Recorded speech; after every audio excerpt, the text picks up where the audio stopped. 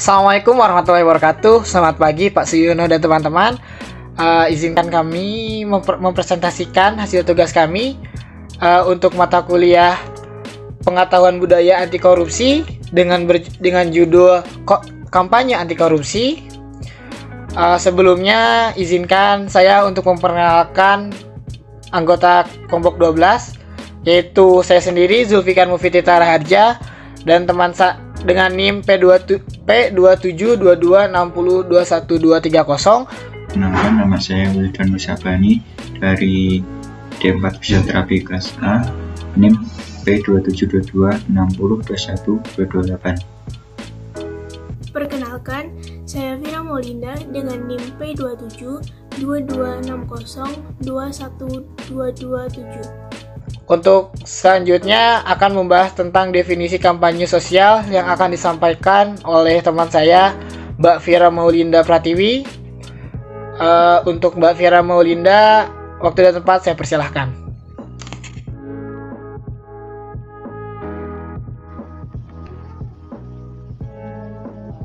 Definisi kampanye sosial. Kampanye sosial merupakan kegiatan yang dilakukan untuk menciptakan perubahan dalam sebuah masalah sosial dan tidak berorientasi pada keuntungan. Definisi kampanye sosial menurut para ahli.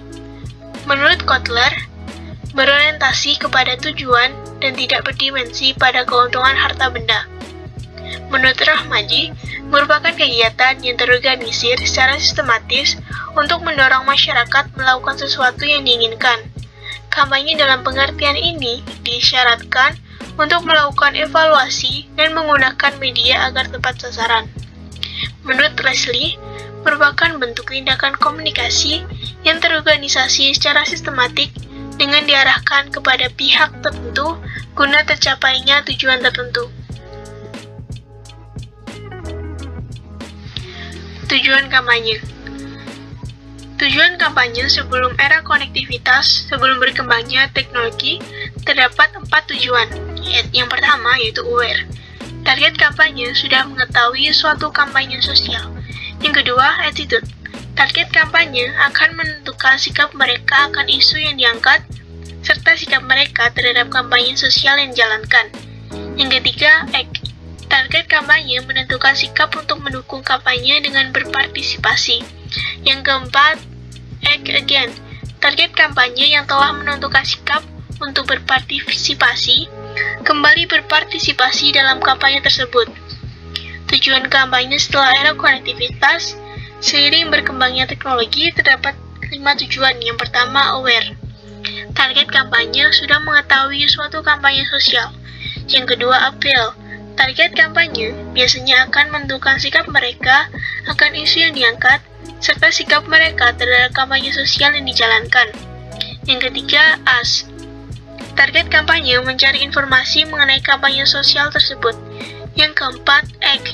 Target kampanye menentukan sikap untuk mendukung kampanye dengan berpartisipasi.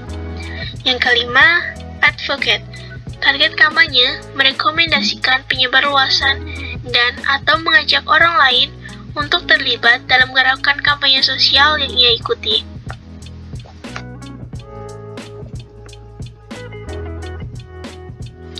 Contoh-contoh kampanye. Yang pertama, Women's March 2017. Kampanye ini dilaksanakan dalam berbagai bentuk, dari protes langsung hingga pembuatan kaos oleh wanita di Amerika untuk memberi pesan tentang pentingnya hak-hak kaum perempuan pada pemerintahan Trump di hari pertamanya bekerja. Kampanye ini ditujukan kepada dunia agar mereka tahu bahwa hak perempuan adalah bagian dari hak asasi manusia.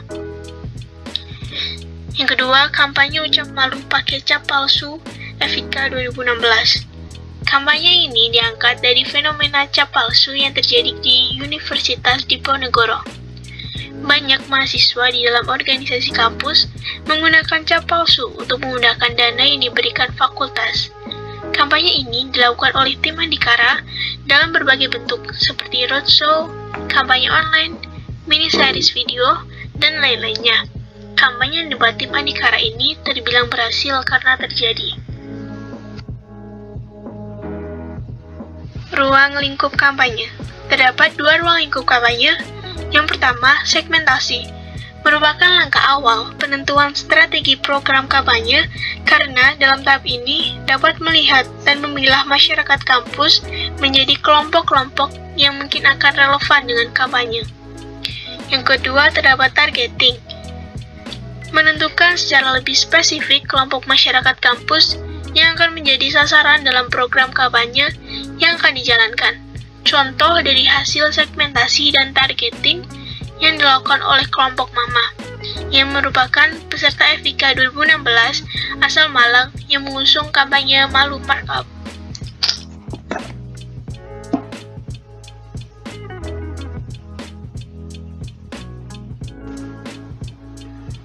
Kampanye anti korupsi. Kampanye sosial adalah kegiatan yang dilakukan untuk menciptakan perubahan dalam sebuah masalah sosial dan tidak berorientasi pada keuntungan. Salah satu aksi pemberantasan korupsi yang dapat dilakukan masyarakat adalah dengan cara melakukan kampanye sosial anti korupsi.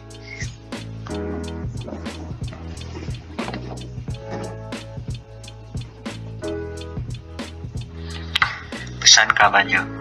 Dalam menentukan pesan kampanye, kita dapat memperhatikan proses komunikasi atau yang dikenal dengan The Domino Theory. Menurut Anna Gregory, efek domino merupakan efek komunikasi yang akan dijelaskan dalam proses berikut. Yang pertama ada message, penyampaian suatu pesan kepada target sasaran. Yang kedua ada knowledge, pesan berubah menjadi suatu pengetahuan. Yang ketiga, attitude, pengetahuan memengaruhi sikap. Yang keempat, behavior, sikap akan berperan menciptakan tindakan.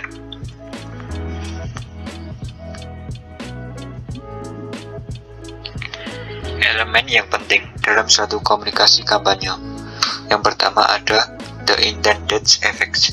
Sebelum menentukan elemen pendukung kampanye, efek yang diinginkan harus jelas terlebih dahulu agar pencapaiannya detail dan signifikan. Yang kedua, ada competing communication. Perlu memperkirakan potensi-potensi pengganggu jalannya kampanye serta penanganannya agar kampanye yang diadakan dapat berjalan efektif karena telah memperkirakan kemungkinan terburuk yang bisa saja terjadi. Yang ketiga, ada the communication objective. Perlu menetapkan tujuan jangka panjang karena hal inilah yang menentukan arah pelaksanaan kampanye. Arah yang fokus dalam kampanye merupakan elemen yang penting karena akan memengaruhi bagaimana strategi dibuat dan hasil akhir kampanyenya.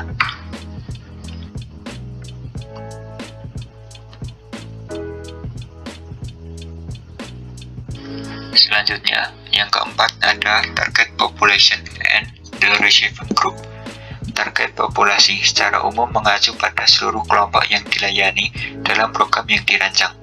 Target populasi bersifat general dengan berbagai karakteristik, sedangkan kelompok penerima adalah bagian dari target populasi berupa kelompok yang dipilih melalui seleksi spesifikasi.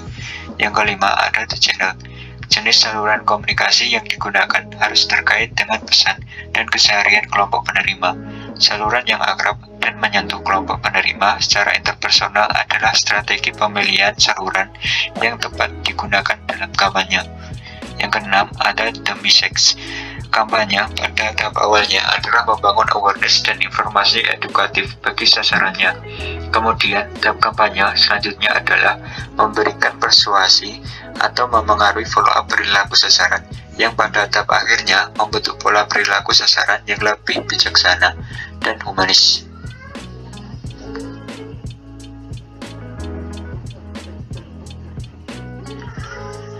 Taktik kampanye. Dalam melakukan kampanye sosial, ada hal-hal taktis yang perlu kamu tentukan agar kampanyemu dapat berjalan dengan lancar. Gunakan 4P atau yang dikenal sebagai marketing mix, yaitu 1. Produk, yang kedua price, yang ketiga place, yang keempat promotion. Yang pertama ada produk. Dalam kampanye sosial, produk yang kamu jual adalah suatu perilaku yang diinginkan. Contohnya gerakan, hak memilih, dan daur ulang.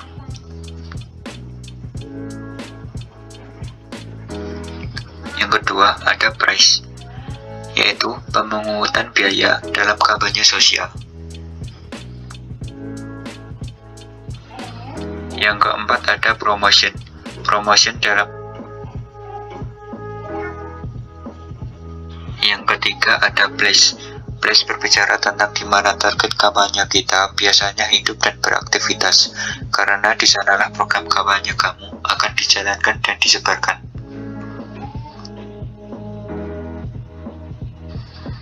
Yang keempat ada promotion. Promotion dalam kampanye sosial berbicara tentang bagaimana kamu membangun kesadaran dan menciptakan mengenai kampanye sosial yang sedang kamu jalankan.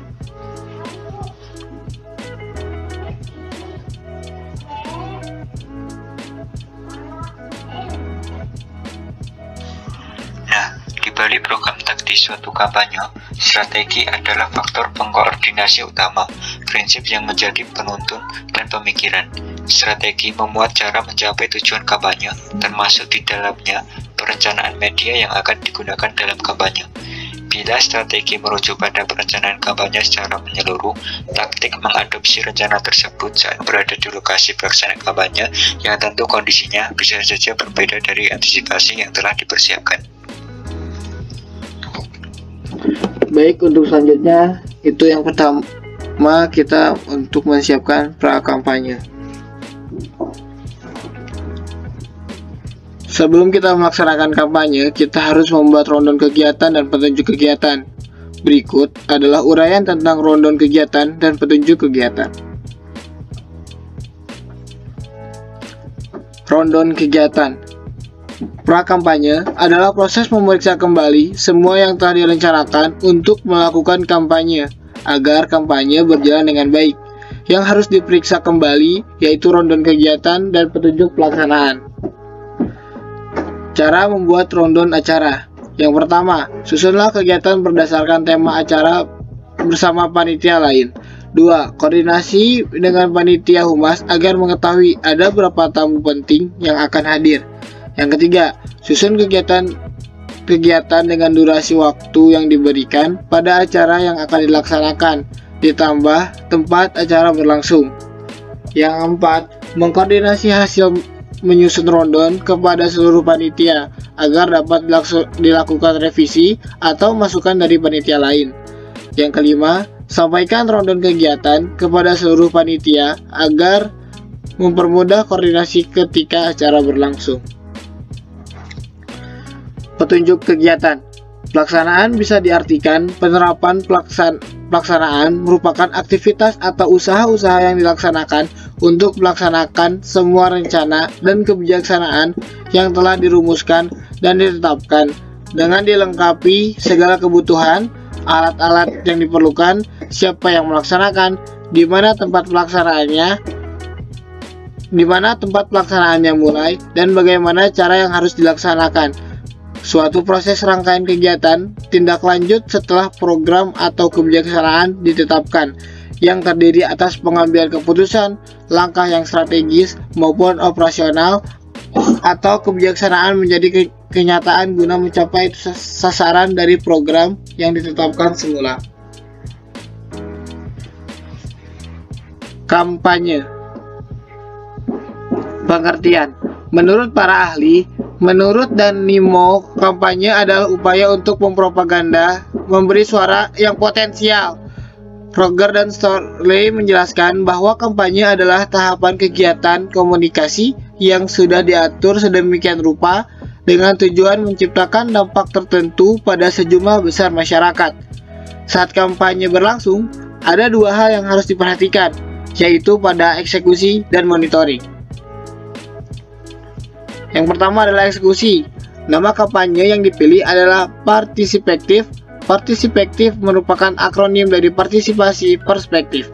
Partisipan berpartisipasi dengan cara menyuarakan perspektif mereka melalui karya untuk dipublikasikan dan saling direfleksikan bersama-sama. Dalam melakukan eksekusi atau pelaksanaan kampanye, ada beberapa hal yang harus diperhatikan, yaitu appropriateness. Adanya kecocokan secara aktual dengan teknik-teknik taktik pelaksanaan, pencapaian target pada khalayak, hasil-hasil yang dicapai dalam melaksanakan pesan-pesan kampanye. Yang kedua itu deliverability. kemampuan melaksanakan teknik-teknik berkampanye secara sukses sesuai dengan target, dan lihat pula beberapa hal yang akan dijelaskan dalam monitoring. Selanjutnya adalah monitoring. Pelaksanaan kampanye pasti ada saja hambatan-hambatan yang akan datang, namun harus diingat, setiap masalah yang datang pasti ada jalan keluarnya. Berikut beberapa tips agar kampanye dapat berjalan dengan lancar. Yang pertama, sebagai panitia kita harus fleksibel. Yang maksud fleksibel adalah beradaptasi atau menyesuaikan diri dengan kondisi teknis di lapangan. Tapi ingat, selama masih sesuai dengan tujuan yang ingin kita capai. Yang kedua, rencana B. Siap menentukan dan menjalankan rencana cadangan jika rencana awal di konsep sebelumnya tidak berjalan dengan lancar. Yang ketiga, selalu berpikir positif. Melakukan kampanye dengan kepala dingin dan siap menerima konsekuensi dari kampanye tersebut. Yang dimaksud dapat menerima masukan, kritikan, saran, maupun penolakan dari audiens. Yang ketiga adalah pasca kampanye. Evaluasi kampanye merupakan kegiatan untuk memeriksa kembali apakah segala sesuatu yang telah dilaksanakan atau diimplementasikan sesuai dengan rencana yang telah disusun sebelumnya.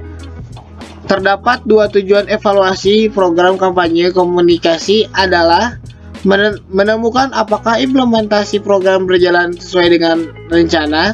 Yang kedua, menentukan apa tujuan yang sudah disusun dalam strategi dapat tercapai. Pelaporan pasca kampanye harus dilakukan untuk menghindari penggelapan dana dan mengetahui apakah kampanye berjalan dengan lancar. Ada dua hal yang harus dilaporkan, yaitu pelaporan kegiatan dan pelaporan keuangan. Laporan kegiatan. Laporan kegiatan adalah sejumlah informasi yang diberikan kepada atasan dengan tujuan sebagai pertanggungjawaban atas pelaksanaan suatu kegiatan yang telah dilakukan. Sehingga pembuatan laporan kegiatan biasanya dilakukan ketika sebuah acara atau kegiatan telah selesai dilaksanakan. Komponen yang perlu ada dalam laporan kegiatan adalah sebagai berikut: latar belakang, tema, profil tim, program kampanye, waktu pelaksanaan, evaluasi pelaksanaan, dokumentasi, dan lampiran. Selanjutnya, kita harus membuat laporan keuangan. Laporan keuangan adalah hasil akhir dari suatu proses pencatatan bendahara kegiatan yang berakhir pada suatu periode yang meliputi laporan laba rugi, laporan posisi keuangan, laporan perubahan ekuitas, dan catatan atas laporan keuangan. Melalui laporan keuangan tersebut dapat diketahui informasi mengenai kondisi dan posisi keuangan kegiatan. Komponen yang perlu ada dalam laporan keuangan adalah sebagai berikut. 1. Realisasi anggaran belanja kegiatan. 2. Lampiran bukti dukung realisasi anggaran belanja. Berikut adalah daftar pustaka sebagai sumber materi kita hari ini. Demikian akhir presentasi kami. Semoga bermanfaat untuk kita semua. Kurang lebihnya mohon maaf. Terima kasih atas perhatiannya semua. Nun wa qul ma yasturun fastabiqul khairat. Wassalamualaikum warahmatullahi wabarakatuh.